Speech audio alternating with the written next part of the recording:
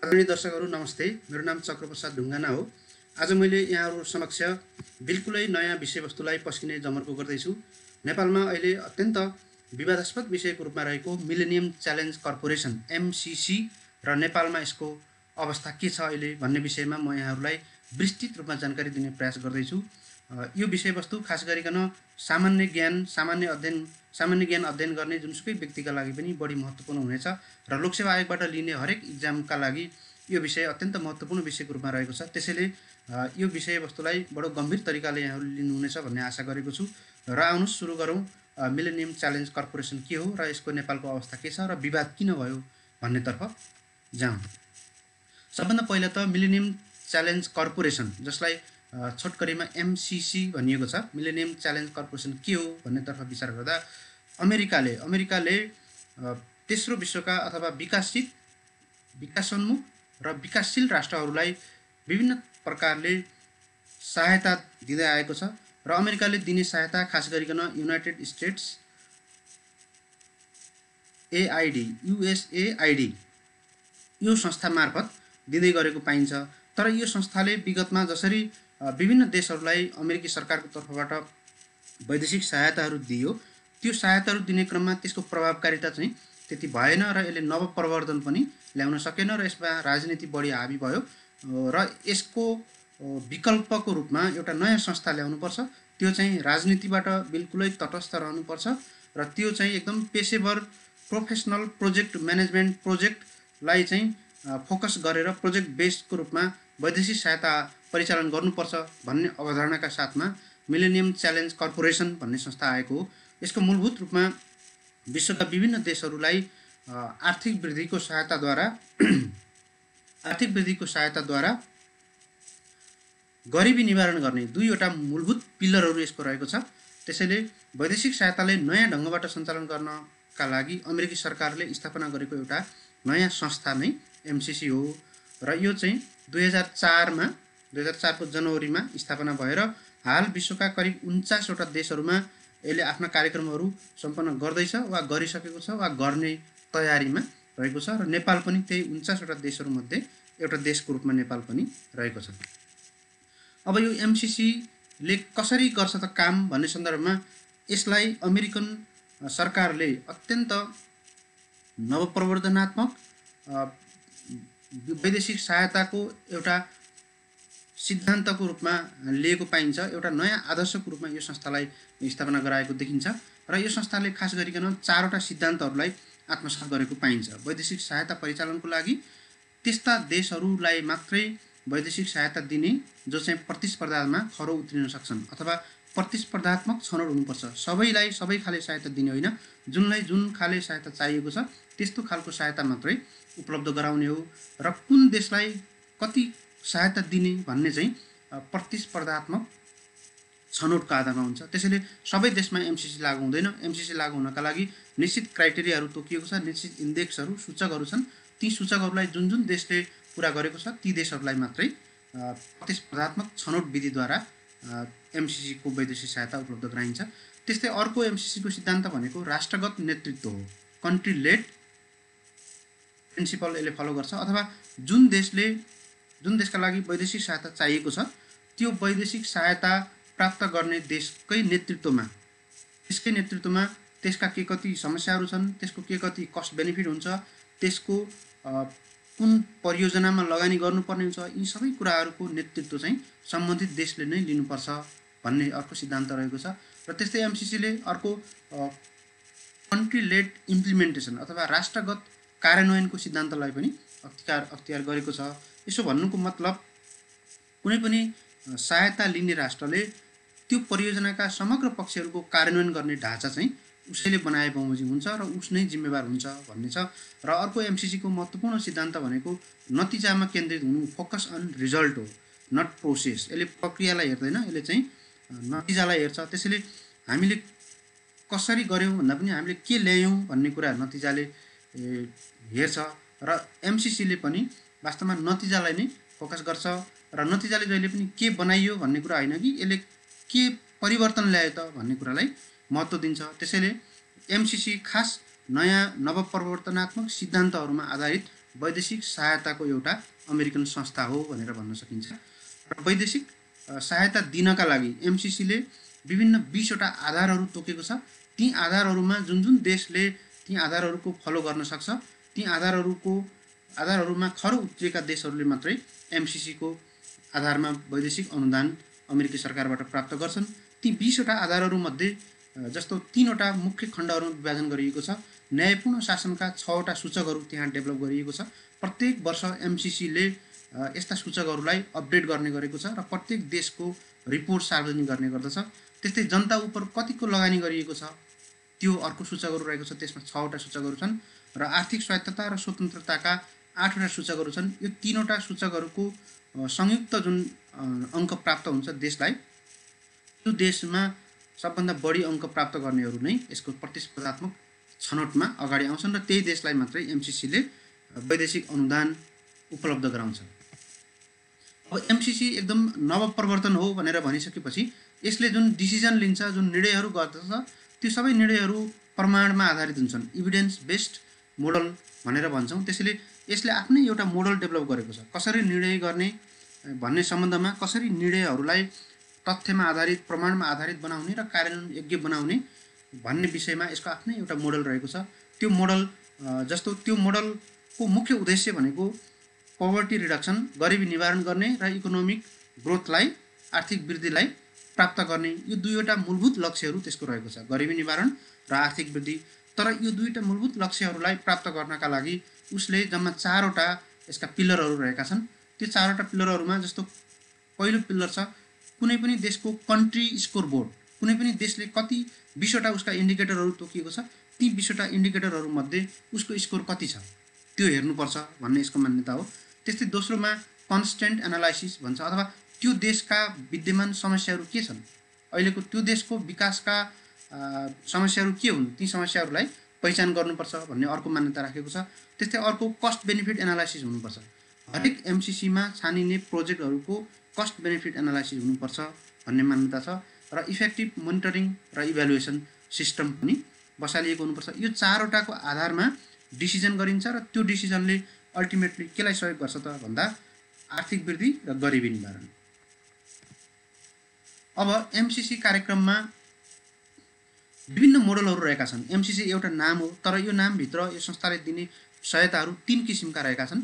त्यो 3 किसिमका सहायताहरूमा जस्तो पहिलो हो, सबभन्दा महत्त्वपूर्ण हो, कम्प्याक्ट प्रोग्राम भन्ने छ। त्यस्तै दोस्रोमा थ्रेसोल्ड प्रोग्राम भन्ने छ र तेस्रोमा चाहिँ कन्कुरेन्ट कम्प्याक्ट्स फर रिजनल इन्भेस्टमेन्ट भन्ने छ। यी 3को बारेमा म यहाँहरूलाई चर्चा गर्दछु। जस्तो सबभन्दा पहिलो हो कम्प्याक्ट प्रोग्राम। नेपाल पनि यही कम्प्याक्ट प्रोग्राम अन्तर्गत रहिआएको छ। अहिलेको नेपालको विवाद भनेको यही कम्प्याक्टको सम्बन्धमा रहेको छ। त्यसैले कम्प्याक्ट भनेको एमसिसीले दिने सहायतामध्ये सबैभन्दा उन्नत किसिमको सहायता हो र यो भनेको 5 वर्षको एउटा टाइम फिक्स गरिएको सम्झौता हो र यो 20वटा सूचकका आधारमा प्रतिस्पर्धात्मक छनौट विधिद्वारा कुनै पनि देशहरूलाई छनौट गरिन्छ र त्यो छनौटमा एकदमै उच्च स्कोर, उच्च अङ्क प्राप्त गरेका देशहरूलाई मात्रै कम्प्याक्टका लागि ग्राह्य मानिन्छ र ती 20वटा सूचकहरूमध्ये तिनको तोकिएको सूचकाङ्क प्राप्त नगरेका देशहरूलाई कम्प्याक्टमा सामेल गराइँदैन।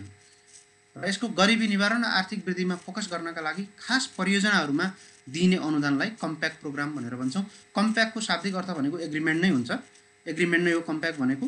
तर एमसिसीको अर्थमा कम्प्याक्ट भन्नाले एउटा 5 वर्षे सम्झौता 20वटा सूचकका आधारमा छनौट गरिएको र खास परियोजनाहरूमा दिइने अनुदान हो र यो एमसिसीको सबभन्दा उन्नत किसिमको कम्प्याक्ट एग्रिमेन्ट हो। यसको सिद्धान्तहरूमा देशको आफ्नै स्वामित्व हुनु, जुन देशका लागि यो अनुदान दिएको छ त्यो देशको आफ्नै स्वामित्व हुनुपर्छ, उत्तरदायित्व हुनुपर्छ र पारदर्शिता र मापन योग्यता पनि हुनुपर्छ भन्ने यसका खास सिद्धान्तहरू रहेका छन्। र अहिलेसम्मको हेर्ने हो भने 33वटा देशहरूमा यो कम्प्याक्ट लागू भएको छ वा हुने क्रममा छ। जस्तो उदाहरणको लागि नेपाल पनि यही 33वटा देशहरूमध्ये एउटा देश हो जहाँ यो लागू हुनेवाला छ। त्यस्तै एमसिसीले दिने अर्को कार्यक्रम भनेको यसको थ्रेसोल्ड प्रोग्राम हो।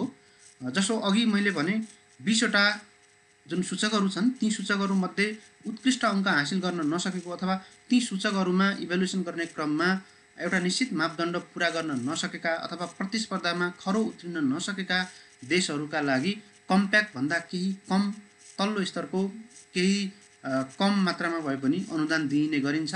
त्यसलाई थ्रेसोल्ड प्रोग्राम भनेर भनिन्छ। थ्रेसोल्ड भनेको इन्ट्री हो, कुनै पनि ठाउँमा इन्ट्री गर्नका लागि तोकिएको मानदण्डलाई हामीले थ्रेसोल्ड भन्छौँ। र थ्रेसोल्ड प्रोग्राममा जानु भनेको कम्प्याक्टका लागि ग्राह्य नभएको तर कम्प्याक्टमा जानका लागि रेडी भएर बसेको अवस्थालाई थ्रेसोल्ड भनेर भनिन्छ। यो कम्प्याक्टमा छनौट हुन नसकेका तर अधिकांश सूचकहरू सकारात्मक र सुधारात्मक भएका देशहरूलाई यस प्रकारको अनुदान दिने गरेको पाइन्छ। जस्तो यो चाहिँ आर्थिक विकासका लागि नीतिगत सुधार, पोलिसी रिफर्म र इन्स्टिट्युसनल स्ट्रेन्थनिङमा मुख्य रूपमा यस्तो थ्रेसोल्ड प्रोग्राम अन्तर्गत अनुदानहरू दिइन्छ, नीतिगत सुधार गर्ने र संस्थागत क्षमताको सबलीकरण गर्नका लागि। र यो अलिकति सानो खालको अनुदान कार्यक्रम हो र थ्रेसोल्ड प्रोग्राम भन्दा पछाडि बल्ल कम्प्याक्टमा जान्छ र अहिले चाहिँ विश्वमा 30 वटा देशहरूमा कम्प्याक्ट प्रोग्राम लागू भएको हामी पाउँछौँ। अर्को छ कन्कुरेन्ट कम्प्याक्ट्स फर रिजनल इन्भेस्टमेन्ट भन्ने छ। यो भनेको खास गरिकन एउटा कुनै क्षेत्रमा, एउटा कुनै भौगोलिक क्षेत्रमा रहेका विभिन्न देशहरूको बीचमा आर्थिक एकीकरण गर्ने र ती देशहरूको बीचमा सहायताहरू आदान प्रदान गर्ने, लगानीहरू आदान प्रदान गर्ने, ऊर्जा कनेक्टिभिटी, व्यापार जस्ता पक्षहरूलाई प्रवर्धन गर्नका लागि ती विभिन्न देशहरूलाई जोड्नका लागि एउटा कुनै संयुक्त आयोजनामा लगानी गर्न सक्छ। त्यसलाई कन्कुरेन्ट कम्प्याक्ट्स फर रिजनल इन्भेस्टमेन्ट भनेर भनिएको छ। यो बिल्कुलै नयाँ हो र 2008 देखि मात्र यो प्रोग्राम सुरु भएको हामी पाउँछौँ। खास गरिकन 5 वटा देशहरूमा यो कार्यक्रम लागू भएको छ, जस्तो Benin, Burkina Faso, Ivory Coast, Ghana र नाइजर। यो 5 वटा देशहरूमा concurrent compacts for regional investment programme लागू भएको हामी पाउँछौँ। अब युएस एड छँदाछँदै किन एमसिसी ल्याउनु पर्यो त? अथवा युएस एडले गर्न नसकेको काम के एमसिसीले गर्छ? युएस एड भन्दा एमसिसी के अर्थमा भिन्न छ? किन दुईवटा निकायहरू वैदेशिक सहायताका लागि प्यारलली ल्याउनु पर्यो त भन्ने सन्दर्भमा हेरौँ। यसमा युएस एड भन्दा के कति अर्थमा एमसिसी फरक छ भन्दा, जस्तो एमसिसीले प्रतिस्पर्धात्मक छनौट प्रणालीलाई अवलम्बन गर्छ र यसले सुशासन, आर्थिक स्वायत्तता, स्वतन्त्रता, लगानी जस्ता विषयहरूलाई हेरेर विकासको चरणमा अगाडि जाने देशहरूलाई पुस गर्ने काम गर्छ, हैन? त्यसैले यो भनेको प्रतिस्पर्धात्मक छनौट प्रणालीलाई अवलम्बन गर्ने गर्दछ। एमसिसीलाई अमेरिकी राजनीतिबाट पनि अलग ल्याउने प्रयास गरिएको छ। स्टेट डिपार्टमेन्ट अन्तर्गत पर्दछ, तर त्यो अन्तर्गत परे पनि राजनीतिभन्दा विशुद्ध अलग बनाउने, यसलाई एउटा प्रोफेसनल बनाउने काम गरिएको छ र यसमा ब्लेन्डेड फाइनान्सको कुरा पनि लागू गरिएको छ। त्यसैले यसमा एमसिसीको जुन अमेरिकामा रहेको यसको अफिस छ त्यसमा निजी क्षेत्रका मान्छेहरू पनि छन्। त्यसैले सकेसम्म राजनीतिबाट अलग गराउनुपर्छ भन्ने मान्यता एमसिसीमा रहेको छ। तर युएस एड भनेको विशुद्ध राजनीतिक रूपमा निर्देशित संस्था हो। जस्तो एमसिसीले नतिजामुखी परियोजनामा मात्रै लगानी गर्दछ र यसको मुख्य उद्देश्य भनेको भौतिक पूर्वाधारमा लगानी हो।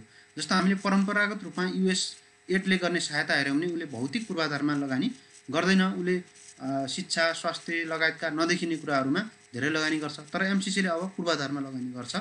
अमेरिकी सरकारको सबभन्दा पारदर्शी निकायको रूपमा एमसिसी रहेको छ। त्यसैले पारदर्शिताको कसीमा एमसिसी एकदमै अगाडि रहेको पाउँछौँ।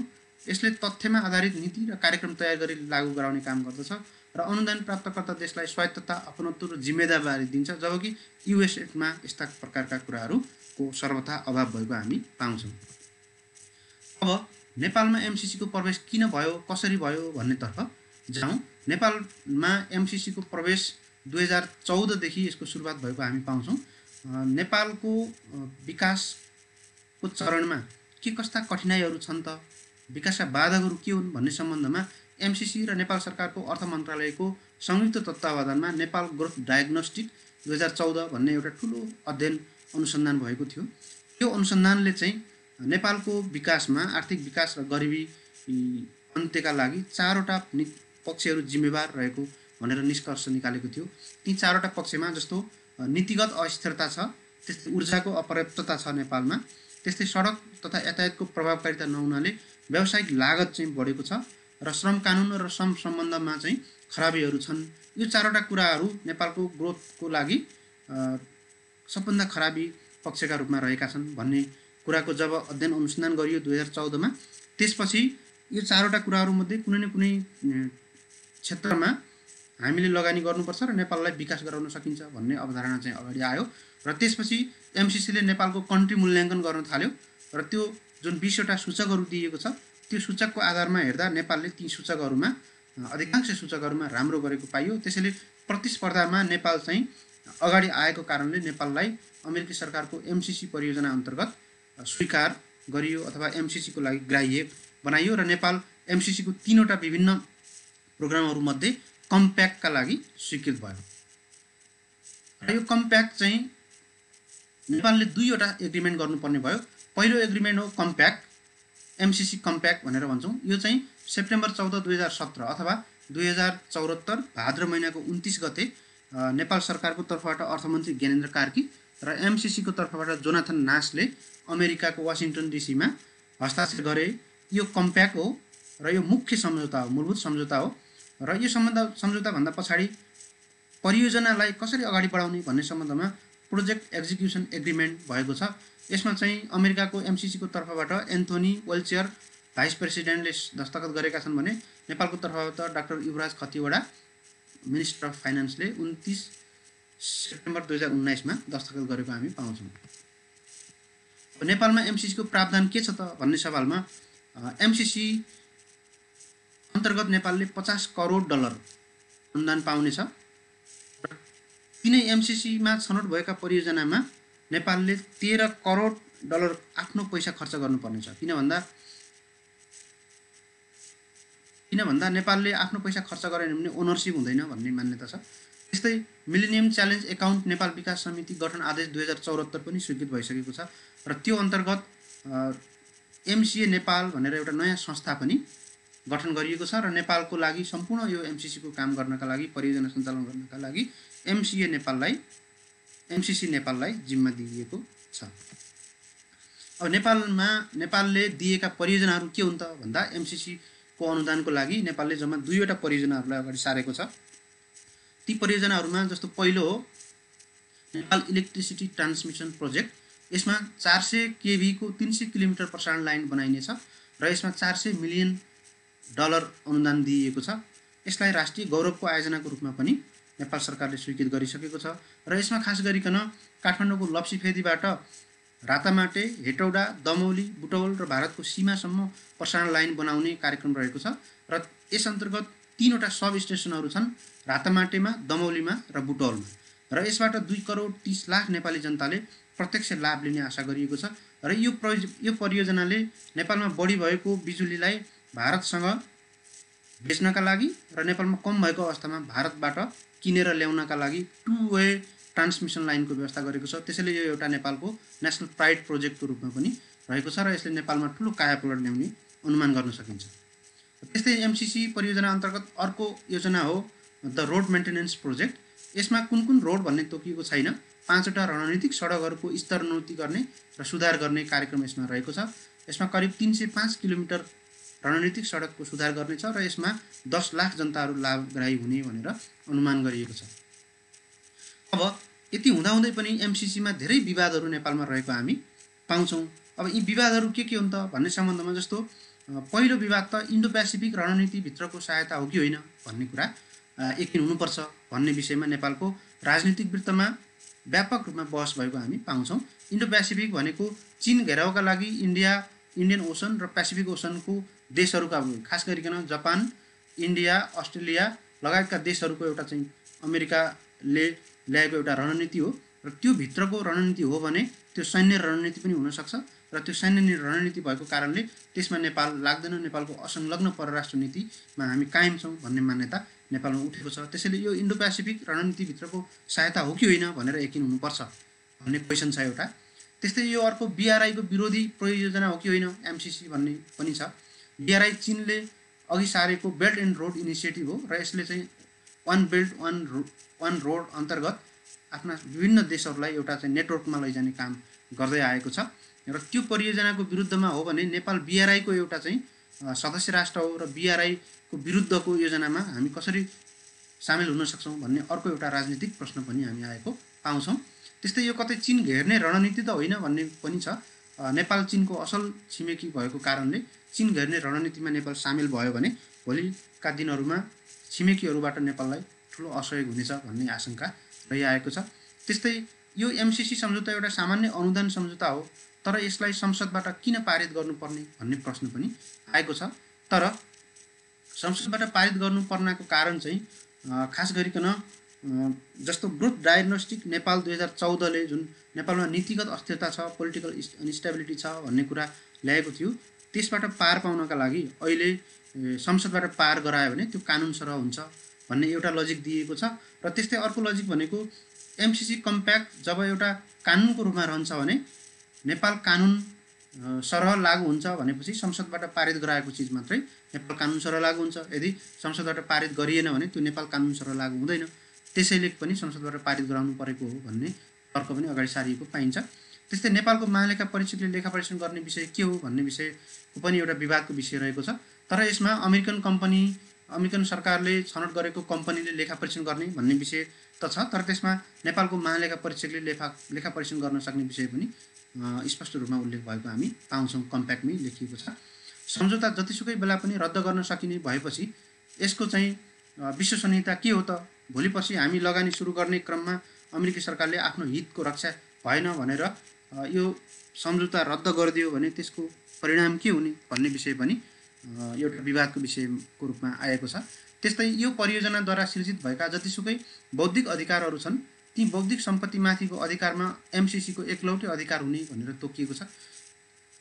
यसको अर्थ यी परियोजनाहरूले सिर्जना गरेका जति पनि बौद्धिक अधिकार छन् तिनको अनन्तकालसम्म एमसिसीले मात्रै बौद्धिक सम्पत्ति उपयोग गर्ने भन्ने अधिकार चाहिँ नेपालको सार्वभौमिकता नेपालको लगानीको आधारमा पनि मिलेन भन्ने अर्को एउटा चाहिँ बहस विवाद छेडिएको छ। र त्यस्तै नेपालको कानुन र कम्प्याक्ट नै लागू हुने भनिएको छ। र सामान्यतया अन्तर्राष्ट्रिय कानुनमा सन्धि सम्झौताहरू कुनै देशको कानुनसँग बाजिएको हकमा ती सन्धि सम्झौताहरू नै लागू हुन्छन्। त्यसैले नेपाल कानुनसँग बाजिएको अवस्थामा पनि कम्प्याक्ट नै लागू हुन्छ। यसमा पनि यो अपवाद हुने कुरो भएन, तर यसलाई पनि एउटा विवादको विषय बनाइएको छ।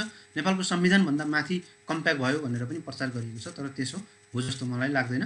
भारत सरकारको सहमति लिनुपर्ने विषय यो द्विपक्षीय सम्झौतामा तेस्रो पक्षलाई किन समावेश गराइयो भन्ने विषय पनि यसमा जोरदार रूपमा उठाइएको छ। तर यसमा भारतको सिमानासम्म हामीले ट्रान्समिसन लाइन लिनुपर्ने र भारतसँग नै भोलि पर्सि पावर पर्चेसिङ एग्रिमेन्ट गरेर त्यो बमोजिम चाहिँ नेपालमा बढी भएको जलविद्युत भारतलाई बेच्ने र नेपालमा कम भएको अवस्थामा भारतबाट किन्ने, भारतसँगै नै रिलेटेड भएको कारणले भारतको सहमति लिनुपर्ने भन्ने तर्क पनि सारिएको छ। र त्यसैको आधारमा भारतले सहमति पनि दिइसकेको छ भन्ने विषय पनि अगाडि आएको छ।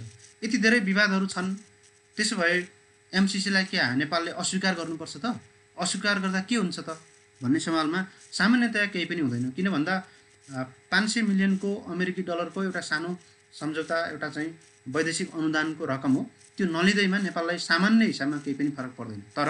तर त्यसको केही दीर्घकालीन असरहरू हुनसक्छ। जस्तो अन्तर्राष्ट्रिय जगतमा नेपालप्रतिको भरोसा चाहिँ गुम्न सक्छ। किन भन्दा अमेरिका एउटा शक्ति राष्ट्र हो र शक्ति राष्ट्रसँग नेपालले प्रतिद्वन्द्विता मोलेको मान्न पनि सकिन्छ। र युएसएडबाट आउने अरू सहायताहरूमा पनि भोलि पर्सि अमेरिकाले नेपाललाई कम गरिदिन सक्छ। र 50 करोडको डलरको सहायता चाहिँ समाप्त हुन्छ। त्यसैले यो ठुलो रकमको सहायता जुन परियोजना सम्बद्ध आयोजना छ, राष्ट्रिय गौरवका आयोजनासँग जोडिएको अनुदान छ, यसलाई नलिने हो भने ती आयोजनाहरू ढिलो हुन्छ र नेपालको आर्थिक वृद्धि र विकासमा नकारात्मक असर पर्न सक्छ। त्यसो भए अहिलेकै अवस्थामा स्वीकार गर्दा के हुन्छ त एमसिसीलाई भन्ने सवालमा हेर्दा अहिलेको अवस्थामा स्वीकार गर्दा पनि सामान्यतया केही हुँदैन, राम्रै हुन्छ। तर केही विवादास्पद विषयहरूमा नेपालले हारेको अनुभव गर्न सक्छ। नेपाललाई तल पारिएको, नेपाल रिसिभर मेन्टालिटीमा जस्तोसुकै पनि वैदेशिक अनुदान लिने त्यस्तो मेन्टालिटी अथवा व्हाइट मेन्स बर्डन भनेर भनौँ, गोराहरूले नन गोराहरूलाई होइन तिनीहरूलाई अनुदान दिँदाखेरि जस्तोसुकै शर्तहरू राखेर पनि अनुदान दिन सक्ने भन्ने त्यस्तो एउटा मनोवैज्ञानिक असर नेपाललाई पर्न सक्छ। हालसम्म 49वटा देशहरू यसमा आबद्ध भइसकेका छन्। त्यसैले नेपालका लागि मात्र यो सहायता उपलब्ध गराइएको होइन भन्ने पनि हामीले बुझ्नुपर्छ। र राजनीतिक रूपमा विरोध र परियोजना कार्यान्वयनमा अनिश्चितता आई दात्री निकायमा झन् ठुलो नकारात्मक असर पनि पर्न सक्दछ। त्यसैले अब एमसिसीका विवादहरू छन्, एमसिसी नलि पनि भएको छैन, लिँदा पनि समस्या छ भने के गर्ने त भन्ने सवालमा अमेरिकी सरकारसँग कम्प्याक्टका केही बुँदाहरू संशोधनका लागि वातावरण निर्माण गर्ने र अमेरिकी सरकारसँग सौहार्दपूर्ण वातावरण बनाएर केही बुँदाहरूलाई संशोधन गर्न पर्ने हुनसक्छ। त्यो गर्दा बेटर हुन्छ र यो छिमेकी विरुद्ध होइन भन्ने कुराको आश्वस्तता पनि लिनुपर्छ र नेपालको असंलग्न परराष्ट्र नीतिलाई सम्मान गर्नुपर्छ भन्ने कुराको आश्वस्तता लिनुपर्ने देखिन्छ।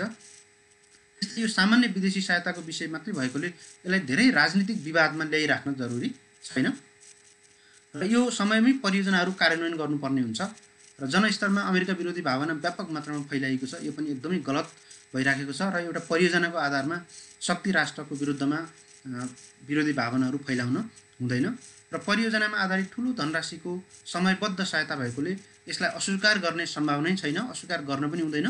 स्पष्ट रूपमा यो परियोजनालाई कार्यान्वयन गर्नुपर्छ, तर यसमा केही कुराहरू संशोधन गर्न जरुरी छ। साथीहरू, मैले एमसीसी के हो, एमसीसी को नेपालमा प्रवेश कसरी भयो, विवादहरू के हुन् र विवाद समाधानका उपाय के हुन् भन्ने विषयमा यहाँहरू समक्ष छोटकरीमा जानकारी दिने प्रयास गरेँ र यो मेरो प्रयासले यहाँहरूलाई फाइदा नै भयो होला भन्ने म अनुमान गर्न सक्छु।